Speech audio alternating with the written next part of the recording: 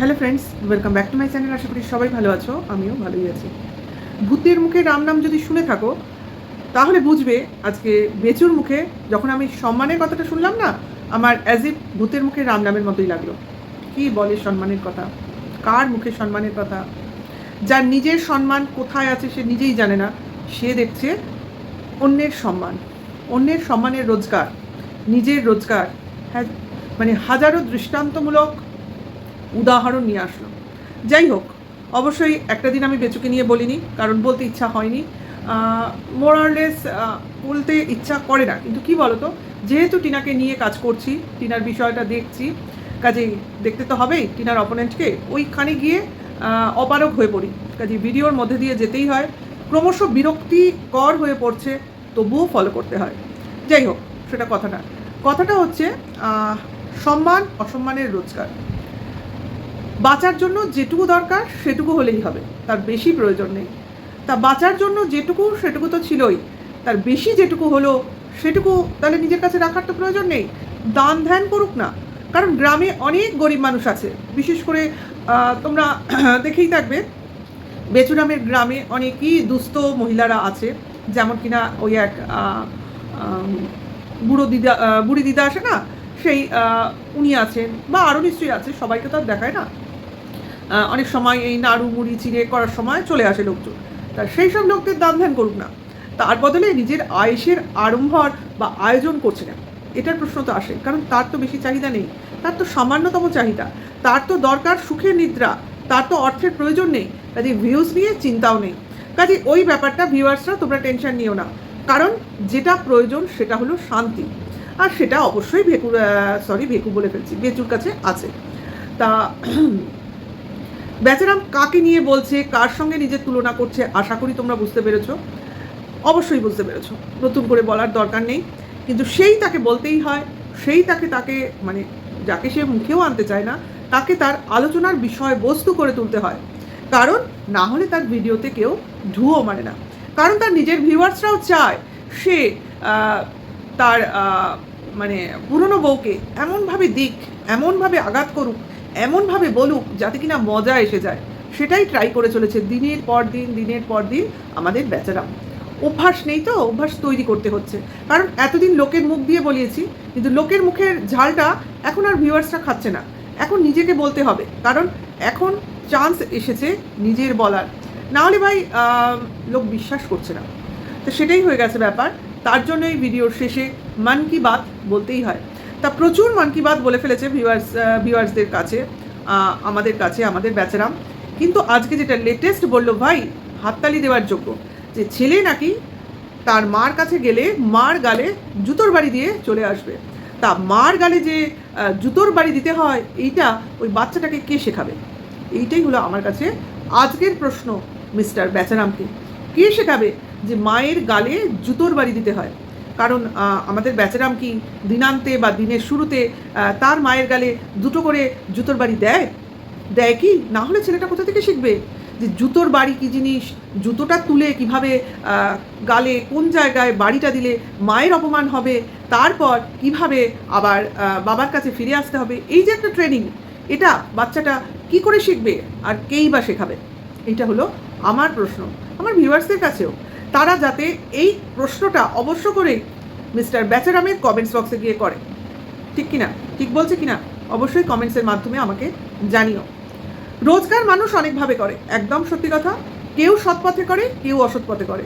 আমরা এভাবে বলবো, সৎ পথের উপার্জন কম হলেও সেটা হলো সুখের, সেটা হলো শান্তির, সেটা হলো স্বস্তির। কিন্তু অসৎ পথের উপার্জন হ্যাবক হলেও সেটা কিন্তু আমাদের সুখ দিলেও শান্তি দেয় না। সুখ তো অবশ্যই দেবে, পয়সা আসলে সুখ আসবে, পয়সা আসলে এসি আসবে, পয়সা আসলে বড় আকারের টিভি আসবে, দৃষ্টিনন্দন হবে, পয়সা আসলে দামি দামি সোফা আসবে, সেখানে আমি বসতে পারবো, আমার মনোরঞ্জন হবে, পয়সা আসলে দামি দামি খাট আসবে, যেখানে আমি শুয়ে সুখনিদ্রা যাবার জন্য তৎপরতা দেখাতে পারবো। কিন্তু অসৎ পাতের পয়সা আসলে আমার শান্তি আসবে না, এবং ওই সুখনিদ্রাটাও আসবে না। এটাই ছিল মূল কথা। কিন্তু দেখো বেচারামের কথায়, বার্তায়, চালচলনে কার প্রভাব পড়েছে? কারণ বেচারাম বলছে কেউ সৎ পথে উপার্জন করে, কেউ অসৎ পথে না, দেহ ব্যবসার মাধ্যমেও উপার্জন করে। এই যে দেহ ব্যবসা কথাটা বেচারামের মনে এলো কী করে?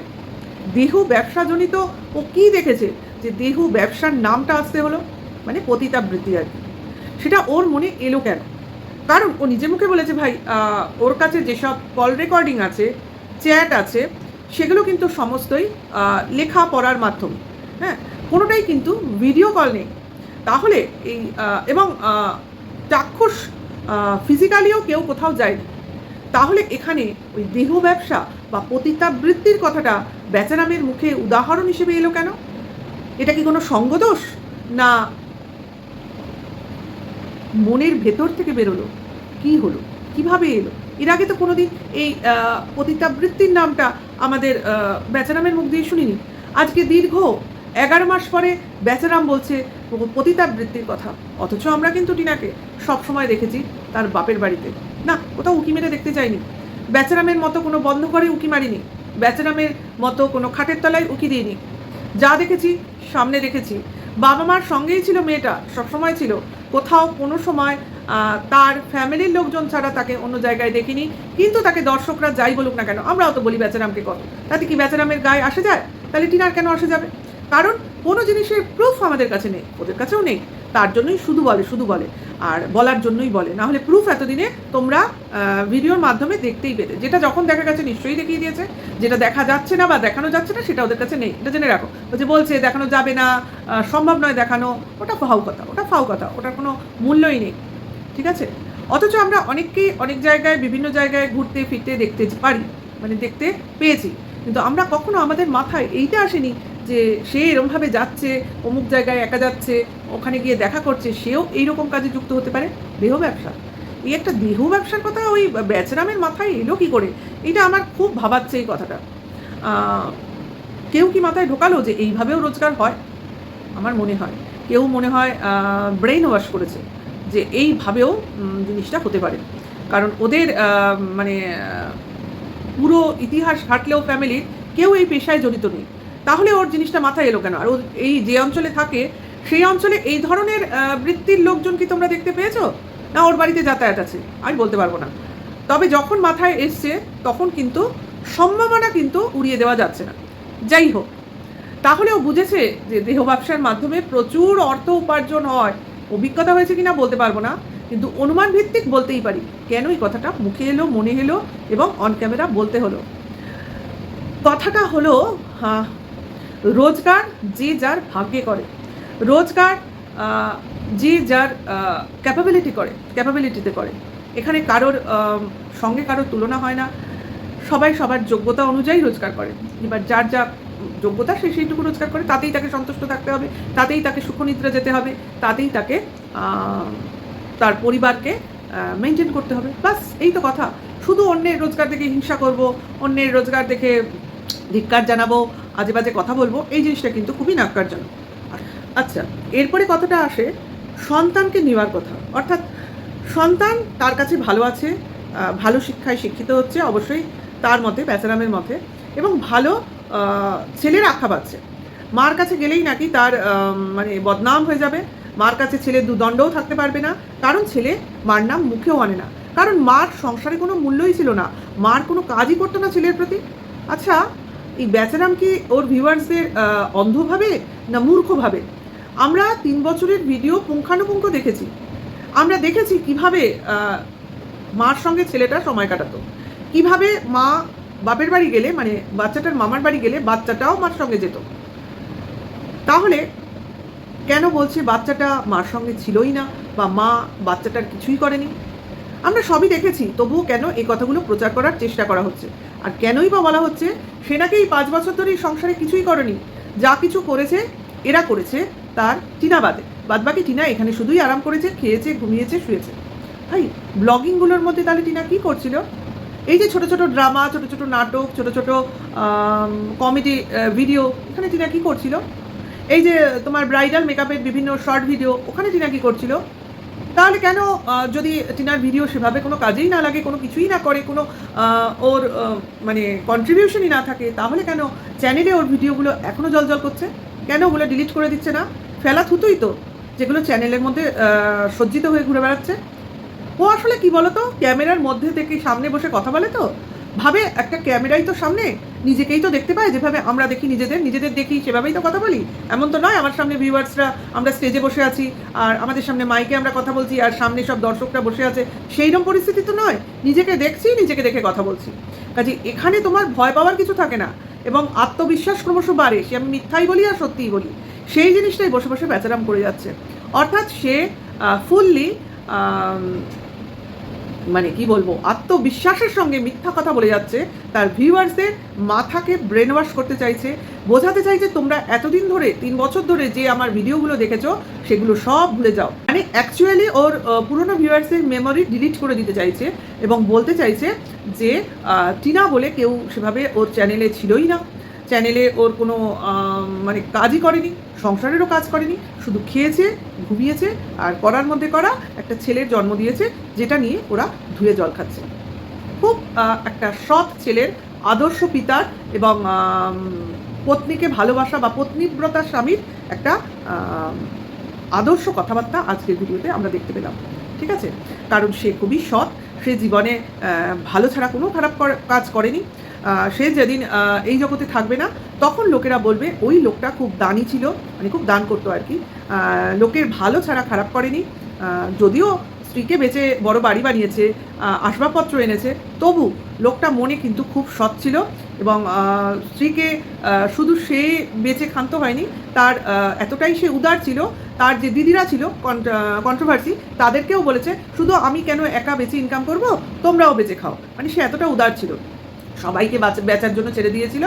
আর আরেকটা দিক দিয়েও সে উদার ছিল, আমার ছেলেটা শুধু আমার না, আমার সঙ্গে সমস্ত ইউটিউবের কন্ট্রোভার্সি ক্রিয়েটারদের, মানে যারা আমার পক্ষে আছো অর্থাৎ বেচারামের পক্ষে আছো, তারা সবাই আমার ছেলেটাকে নিয়ে কন্টেন্ট করো, তার ছবি লাগিয়ে ভিডিও করো এবং তোমাদের যা ভালোবাসা সব কিছু উজাড় করে দাও ওই বাচ্চাটার প্রতি এবং বাচ্চাটাকে তোমাদের যখন যা ইচ্ছে হয় তোমরা তা দিয়ে তোমাদের আশা পূরণ করো।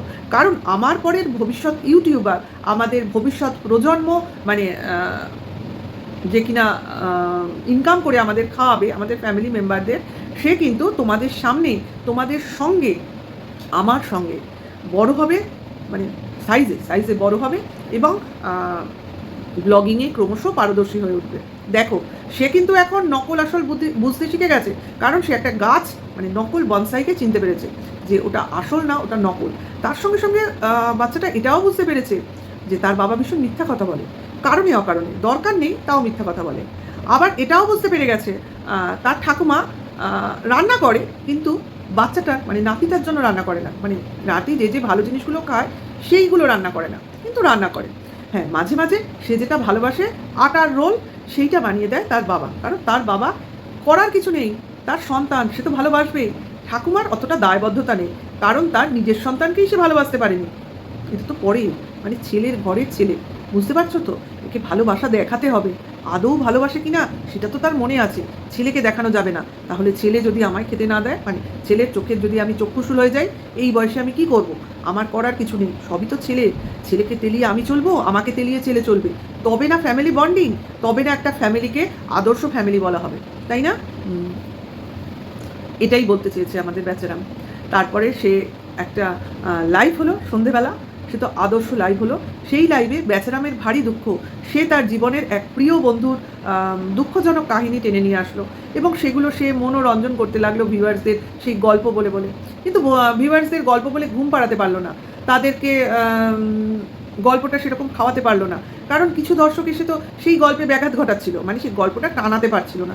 যাই হোক, চেষ্টা করছিল গল্পের মূল বক্তব্য একদম পয়েন্ট আউট করতে, কিন্তু যাই হোক গল্পটা পুরোটা শেষ না করে পার্ট 1 করে রেখে দিল, পার্ট 2 কামিং সুন বলে আপাতত ভিডিওটা এন্ড করলো। ভাই আমি এখানে আমার ভিডিওটাও এন্ড করব, তোমরা নেক্সট ভিডিওর অবশ্য করেই ওয়েট করো এবং আমার সঙ্গে থেকেও, ভালো লাগলে লাইক কমেন্ট শেয়ার করো। এখনকার জন্য এইটুকু, টাটা, বাই।